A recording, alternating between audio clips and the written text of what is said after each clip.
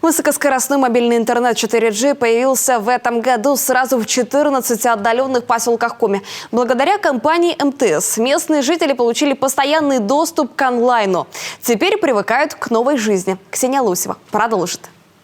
Среди невероятных красот таежной природы у ворот Печора-Илочского заповедника в 126 километрах от райцентра расположен поселок Якша. Здесь находится первая в мире лосеферма, которая привлекает туристов как из Коми, так и других регионов нашей страны. В этом году благодаря компании МТС тут впервые появился высокоскоростной мобильный интернет 4G. Раньше у нас в Якше стабильный интернет сам по себе отсутствовал, мобильный.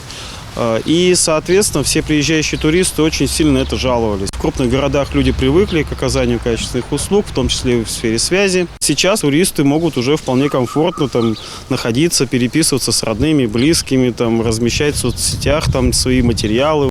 В этом году высокоскоростной интернет 4G от МТС появился в 14 малых населенных пунктах. Местные жители впервые получили постоянный доступ к социально значимым ресурсам, порталам государственных, медицинских и образовательных учреждений на своих мобильных устройствах, а также возможность смотреть фильмы в хорошем качестве и общаться по видеосвязи. МТС продолжили развивать инфраструктуру не только в крупных городах, но и в отдаленных населенных пунктах.